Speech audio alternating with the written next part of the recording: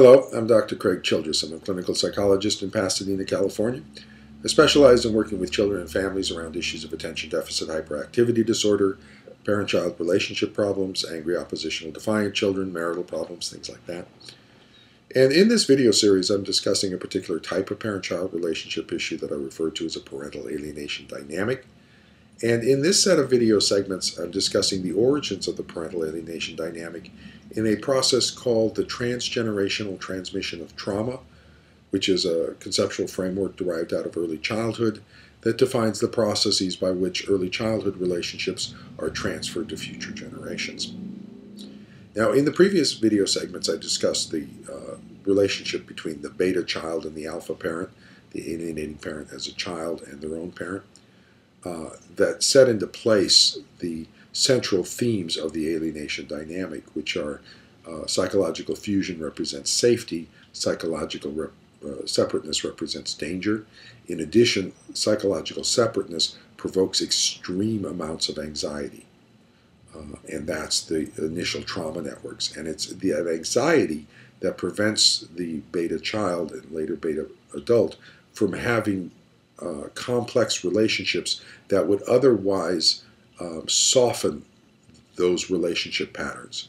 And so because the child and the adult never express authentic self into relationship, they never have an alternative experience that would challenge that anxiety that psychological separateness represents danger.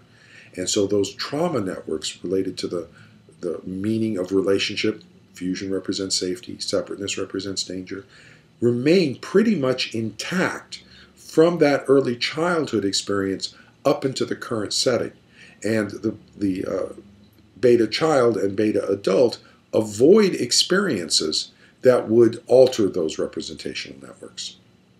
So then we reach the current situation where the beta adult meets the delta spouse, meets the delta parent, and they get together. Oftentimes the delta parent feels good about the relationship because the beta parent is so thoughtful and resonant and caring, seemingly. They resonate with the delta spouse's internal state and meet who they need them to be because that's what love is. Okay, and so it seems like very affectionate. It seems like a wonderful relationship, at least initially. And when the delta child is born, that parent-child relationship between the beta parent and the delta child also appears wonderfully nurturing, and because it looks like the beta parent is responsive to the child. But what's actually going on is the beta parent is forming a psychological fusion with the delta child because psychological fusion represents love. And so through the same sort of process of variable hostile aggressive versus variable nurturing, the beta parent is able to recreate that psychological fusion from their own childhood history with the new child. But on the surface, everything looks fine. The difficulty comes when the delta spouse is unable to maintain that psychologically fused state with the beta parent, with the alienating parent. The moment, which is impossible to do, because relationships involve these breach and repair sequences, involves two authentic selves that are coming together. And so at some point, there is separateness. At some point, there is difference. And when there is that psychological separateness within the relationship between the beta parent and the delta parent, that separateness is associated with the anxiety out of early childhood.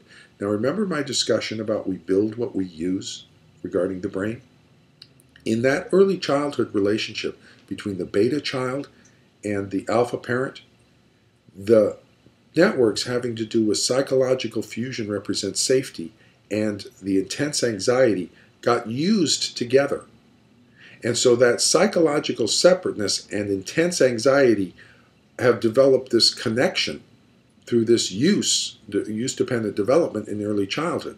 So now, 20, 30 years later, when the beta child has grown into the beta adult, They've avoided psychological separateness in all their relationships, so this network is still intact. Now, the delta parent becomes psychologically separate from the beta parent. Bing! This whole system reactivates. And the intense anxiety reactivates at the presence of psychological separateness. And so the beta parent all of a sudden feels this intense anxiety and is associated with the delta parent. It's something about the delta parent that is making me feel tremendously anxious, and that it's dangerous. There's something dangerous about the delta parent. And that's an authentic experience out of early childhood, this early childhood trauma, like a PTSD, it's a trauma, it networks. And so just like in PTSD, the soldier coming back from Baghdad feels themselves back on the streets of Baghdad with the IEDs. In this case, the beta parent feels themselves back in that early childhood relationship experience with all that intense anxiety. But it's associated with the delta parent, and the beta parent then makes an attribution of meaning. Why am I feeling so anxious with this parent? Why do I feel this threat with this other person? It must be because they are somehow dangerous. They are abusive.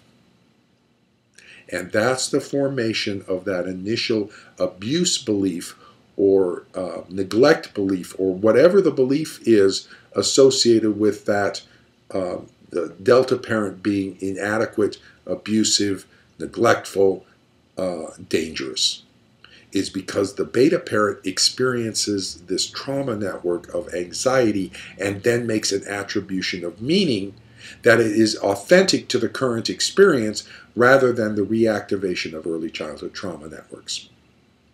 Okay? And so that's the beginning of the alienation narrative and the reenactment of that narrative.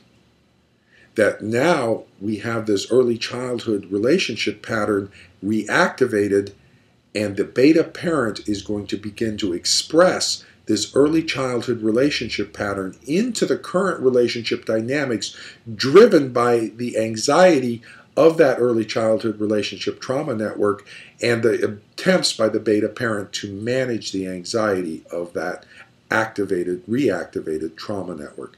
And I'll discuss this a little bit more in the next video segment.